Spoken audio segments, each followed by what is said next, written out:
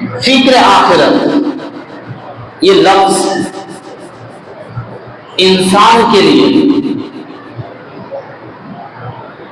زندگی سدھار دینے والی بات ہے. فکر آخرت، آخرت کی فکر.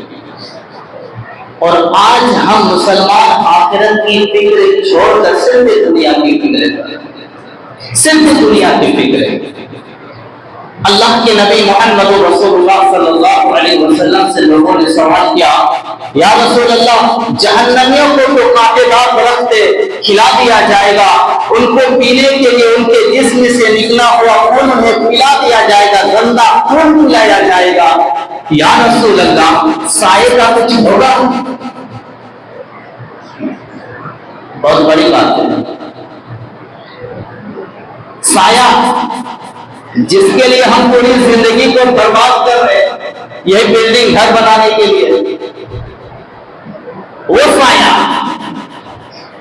ابھی سورج لاکھوں میل دور ہے، پھر بھی چھت کی ضرورت ہے. 1 سے 1.5 ہاتھ اوپر سورج ہوگا. یا رسول اللہ کچھ ہوگا؟ لوگ تو مر رہے ہوں گے، لوگ تو تڑپ رہے ہوں گے، لوگوں کی زندگی تو بے حال ہوگی. یا رسول اللہ لوگ تو پسینے میں ڈوبے ہوئے ہوں گے، اور وہ پسینہ ابلے گا، وہ پسینہ کھول رہا ہوگا. یا رسول اللہ کچھ تو ہوگا.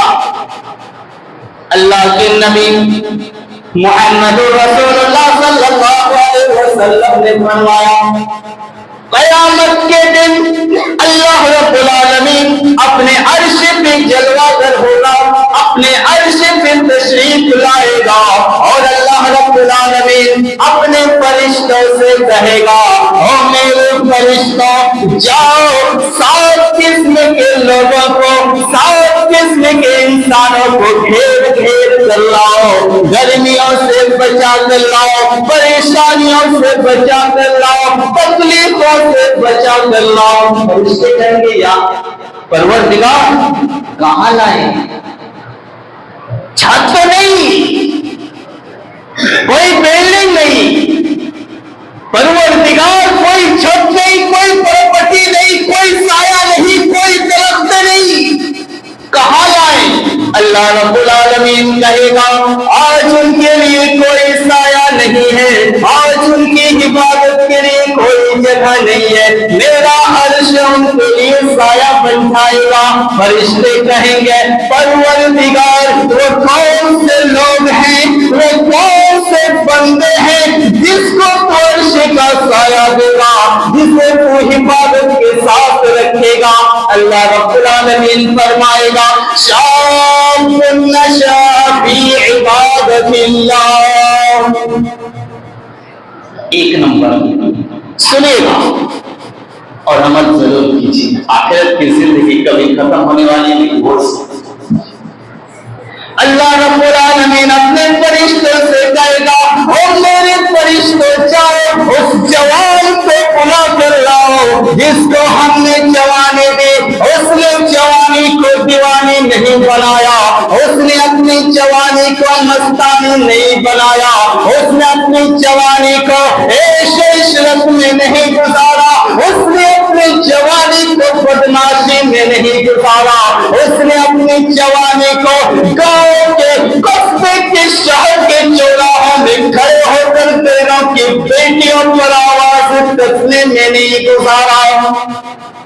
شاب نشا فی عبادت اللہ. اور میرے فرشتوں جاؤ اس جوان کو بلا کر لاؤ. جب جوان چوراہوں میں کھڑے ہو کر بہنوں کی بیٹیوں پر کمنٹ کیا کرتے تھے، جب چوراہوں میں بیٹھ کر یہ نوجوان دکانوں میں بیٹھ کر اڈا بازی کیا کرتے تھے، اس وقت وہ جوان میری بارگاہ میں آ کر عبادت کیا کرتا تھا. اللہ رب العالمین کہے گا، فرشتوں جاؤ اس نے جوان کو بلا کر لاؤ جس کو ہم نے جوانی دی، اس نے جوانی کو برباد خراب نہیں کیا، بلکہ اس نے اپنی جوانی کو میری عبادت میں گزار دیا۔ عرش کا سایہ دے گا کسے؟ نوجوان کو۔ کتنے ہیں نماز پڑھتے؟ کتنے نوجوان ہیں جو نماز پڑھتے؟ اور اللہ رب العالمین تیرا عرش کا سایہ دے گا قیامت کے دن، جب پوری دنیا کے اندر کوئی درخت نہ ہوگا، کوئی بلڈنگ نہ ہوگی، کوئی گھر نہ ہوگا، کوئی سایہ نہ ہوگا، اس وقت اللہ رب العالمین ان نوجوانوں کی حفاظت کرنا چاہ رہا، ان نوجوانوں کو تکلیفوں سے بچانا چاہ رہا، لیکن یہ نوجوان کو یہ دنیا حاصل کرنے کے لیے آئے، دنیا کمانے کے لیے آئے۔ جسم میں جان ہے تب تک ہی، اس کے بعد کوئی چارہ نہیں، سب کچھ دنیا میں، اس کے بعد کچھ نہیں۔ ایک نمبر پر نوجوان کو کہا اللہ رب العالمین نے عرش کا سایہ دیا۔ دوسرے نمبر پر سنیے، جو نماز پڑھنے والا نوجوان ہوگا اپنی جوانی میں، بڑھاپے کی عبادت تو مجبوری ہے، مرنا ہی ہے، اب تو عبادت کرو، لیکن جوانی کی عبادت اللہ رب العالمین کو سب سے زیادہ عبادت کرنی ہے تو جوانی میں عبادت کرو۔ بڑھاپے کا انتظار نہ کرو کہ بڑھاپا ہونے کے بعد یا جوانی ڈھلے گی تب عبادت کروں، اس کا کوئی چانس نہیں ہے، کوئی گارنٹی نہیں۔ پھر اللہ رب العالمین دوسرے نمبر پر کہا، اور میرے فرشتوں جاؤ ان دو آدمیوں کو بلاؤ جس کے درمیان کوئی خون کا تعلق نہیں تھا، جن کے درمیان کوئی رشتہ نہیں تھا، جن کے درمیان کوئی تعلق نہیں تھا، کوئی نیچے ٹولا کا رہنے والا، کوئی اوپر ٹولا کا رہنے والا، کوئی سنتھالی کا رہنے والا، کوئی کمہار ٹولا کا رہنے والا، ان کو مسجد میں اکٹھا کیا تو صرف رب کی محبت میں اکٹھا کیا، مسجد میں جمع ہوئے تو صرف اللہ رب العالمین کے لیے جمع ہوئے، اور مسجد سے جمع ہوئے تو صرف اللہ رب العالمین کے لیے جمع ہوئے۔ دوسرے نمبر پر نماز، بھاگیے جتنا بھاگنا ہے، عرش کا سایہ اگر لینا ہے قیامت کے دن، جب سورج 1 سے 1.5 ہاتھ اوپر ہوگا، پسینہ کھول رہا ہوگا۔ چاول جب بنتا ہے دیکھو، کبھی گھر میں چاول بناتے ہوئے آپ نے دیکھا، جب وہ ریڈی ہوتا ہے تیار کس طرح بنتا، پسینہ انسان کے جسم سے نکلنے والا پسینہ کھولے گا، اس پر کھڑا رہنا ہے، اے سی نہیں، پنکھا نہیں، کولر نہیں، سایہ تک نہیں، کوئی درخت نہیں، کوئی چھت نہیں، اس کے نیچے کھڑا رہنا ہے۔ تیاری کرنی ہے مسلمانوں تو آخرت کی تیاری کرو، زندگی اپنی اولاد کی بنانی ہے تو آخرت کی تیاری کرو۔ یہ دنیا ختم ہونی ہے، یہ دنیا نکل جائے گی، دکھ میں سکھ میں یہ دنیا نکل جائے گی، لیکن یاد رکھیے رب کعبہ کی قسم، وہ زندگی اتنی خطرناک زندگی ہوگی جس کے بارے میں اللہ کے نبی محمد رسول اللہ صلی اللہ علیہ وسلم اپنے پیاری بیٹی نقط ذکر نور نظر کلیجے کے ٹکڑے فاطمہ الزہرا رضی اللہ تعالی عنہا سے کر رہے ہیں کہ میری بیٹی یہ تصور نہ کرنا، یہ گمان نہ کرنا کہ تیرا باپ اللہ کا رسول ہے، قیامت کے دن تیرا کام آئے گا۔ فاطمہ یہ گمان نہ کرنا، رب کعبہ کی قسم قیامت کے دن ایک ایسا وقت آئے گا کہ میں پیچھے ان کے سامنے ہماری حیثیت ہے، وہ بیٹی کے بارے میں کہہ رہے ہیں جو جنت کی سردار بننے والی ہے۔ بیٹی جو بھی کرنا ہے اس دنیا میں کرنا، آخرت کا انتظار نہ کرنا کہ آخرت میں تیرا باپ اللہ کا نبی ہے، وہ کام آئے گا، اس دن میں تمہارا ایک ایسا وقت آئے گا کہ میں پیچھے بھول جاؤں گا۔ اور ہم نماز نہیں پڑھتے تھے تو دوسرے نمبر پر بھی کیا آیا؟ نماز، جن کے کوئی درمیان کوئی رشتہ نہیں تھا، مسجد میں جمع ہوئے تو کسی بریانی کے لالچ میں جمع نہیں ہوئے، کسی دولت کے لالچ میں جمع نہیں کیا، یا کسی اور لالچ میں جمع نہیں کیا، اللہ کی محبت۔ مسجد میں جمع ہوئے تو صرف اللہ رب العالمین کے لیے جمع ہوئے، اور جدا ہوئے تو صرف اللہ رب العالمین کے لیے جدا ہوئے۔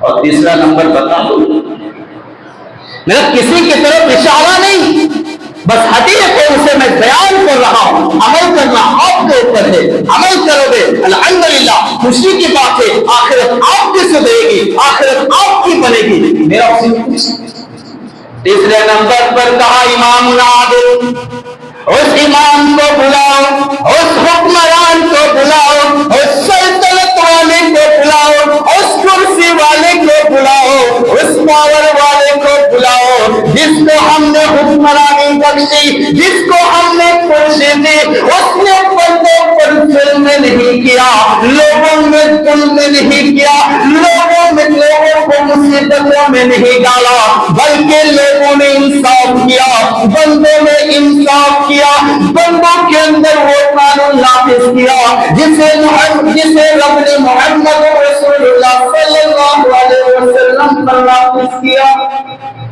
تیسرے نمبر پر کون آ گئے؟ جن کو عرش کا سایہ ملے گا، جن کو اللہ رب العالمین حفاظت کے ساتھ رکھے گا۔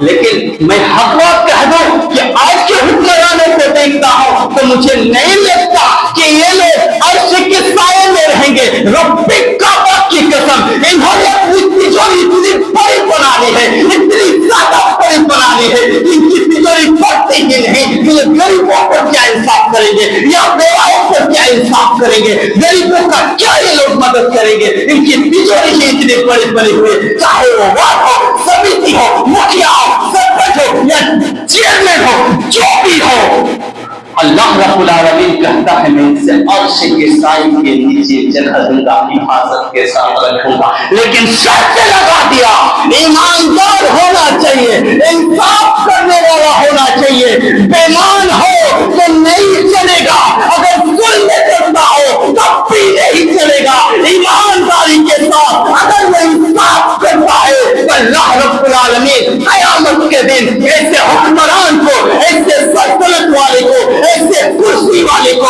ایسے پاور والے کو حفاظت کے ساتھ رکھے گا۔ لیکن شرط ہے، 3 نمبر پھر آگے اللہ رب العالمین